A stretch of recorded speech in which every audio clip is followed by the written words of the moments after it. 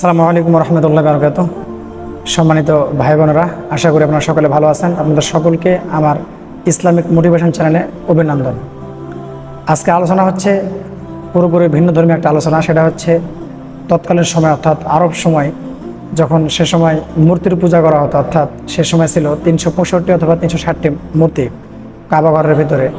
আর সেই 360টি মূর্তির যেখানে পূজা করা হতো, উপাসনা করা হতো, সে সময় আমাদের রাসূলুল্লাহ সাল্লাল্লাহু আলাইহি সাল্লাম তিনি মাত্র একটা উপাস্যের একজন প্রভুর যখন উপাসনা করতে বললেন, তখন মক্কার সমস্ত কুরাইশরা তার বিরুদ্ধে চলে গেল। অথচ ইতিপূর্বেই সকলে তাকে চিন্তা সাদিক আল আলামিন নামে, অর্থাৎ বিশ্বস্ত এবং সত্যবাদী। কিন্তু শুধুমাত্র একজন প্রভুর উপাসনা করার কথা বলার জন্য সে হয়ে গেল মিথ্যাবাদী, সে হয়ে গেল শায়র, এমনকি সে হয়ে গেল মাজনুন, অর্থাৎ পাগল, কবি, বিভিন্ন ধরনের নাম তাকে দেওয়া শুরু হলো। আমি আজকে আলোচনা করব সে সময়ের হিসাবে রাসূল সাল্লাল্লাহু আলাইহি ওয়াসাল্লাম যখন ইসলামের দাওয়াত দেওয়া শুরু করলেন, তখন তাকে কতগুলো টাইটেল প্রদান করা হয়েছিল কাফেরদের পক্ষ থেকে, এমনকি তার নিজ আত্মীয় স্বজনদের ভিতর থেকে। সমস্ত টাইটেলগুলো আজকে আপনাদের সামনে আমি তুলে ধরবো ইনশাআল্লাহ তাআলা। আসলে রাসূল সাল্লাল্লাহু আলাইহি ওয়াসাল্লামকে যতগুলো টাইটেল দেওয়া হয়েছিল, এগুলো বলার পূর্বে আমি কয়েকটা কথা বলে নিই আপনাদের বোঝার সুবিধার্থে। দেখেন, আমরা সমাজে যখন কোনো ভালো কাজ করি, আর এটা যদি আমাদের চারিপাশের সমস্ত মানুষের মতের সাথে মিলে যায়, তাহলে আমাদেরকে কেউ কিছু বলবে না, আমাদেরকে অনেক বাহবা দেবে, আমাদেরকে সাধুবাদ জানাবে।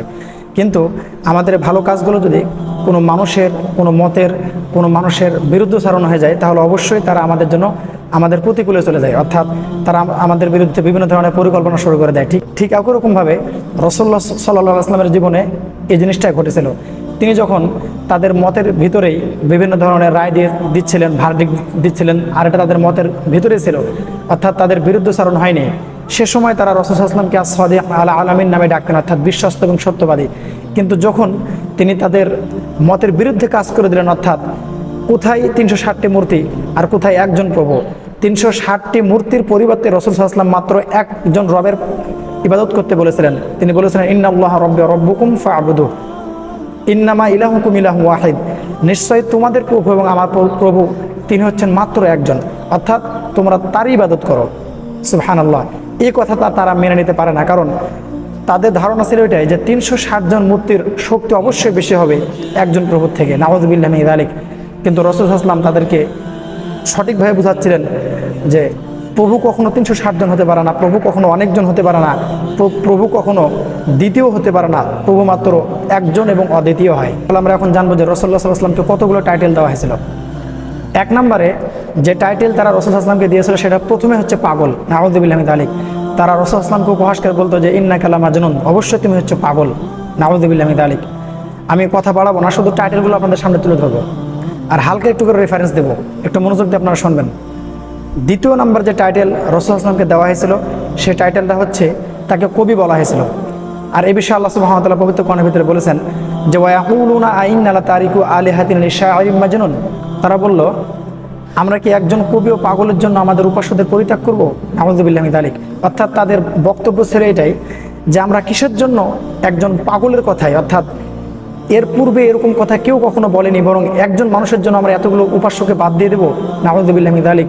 কারণ রাসূল সাল্লাল্লাহু আলাইহি ওয়াসাল্লাম যে আয়াতগুলো তাদের সামনে পেশ করতো, তৎকালীন আরব সময়ে এত সুন্দর করে কোনো ভাষাবিদও আরবি বলতে পারতো না, সেজন্য তারা তাকে টাইটেল দিয়েছিল শায়র, অর্থাৎ কবি, নাউযুবিল্লাহি মিন যালিক। তৃতীয় নাম্বার যে টাইটেল তারা রাসূল সাল্লাল্লাহু আলাইহি ওয়াসাল্লামকে দান করেছিল, সেটা হচ্ছে জাদুকর। কারণ রাসূল সাল্লাল্লাহু আলাইহি ওয়াসাল্লাম যখন কোনো মানুষের সাথে কোনো কথাবার্তা বলতেন, মানুষ তার প্রতি বিমোহিত হতো, অর্থাৎ পাগলের মতো তার দিকে চেয়ে থাকতো আর তার কথাগুলো শুনতো। এমনকি শত শত মানুষ আমরা জানি তার কথাই ইসলাম ধর্ম গ্রহণ করেছে। সুবহানাল্লাহ। আর এটাও প্রমাণ করে যে তিনি অবশ্যই একজন রাসূল ছিলেন, কারণ পৃথিবীর কোনো মানুষের কথাই কখনো মানুষ এতটা কখনো মুগ্ধ হয় না। চতুর্থ নাম্বার যে টাইটেল আর রাসূল সাল্লাল্লাহু আলাইহি ওয়াসাল্লামকে প্রদান করেছিলেন, সেটা হচ্ছে মহামিথ্যাবাদী। আল্লাহ বললেন ওয়াকালাল কাফিরুনা হাযা সাহিরুন কাযযাব, এর অর্থ হচ্ছে কাফেররা বলল এই লোকটি একজন জাদুকর এবং মহামিথ্যাবাদী, নাউযুবিল্লাহি মিন যালিক। এখানে সাহিরুন কাযযাব বলা হয়েছে, অর্থাৎ সাহির মানে হচ্ছে জাদুকর আর কাযযাব শব্দের অর্থ হচ্ছে মিথ্যাবাদী, নাউযুবিল্লাহি মিন যালিক।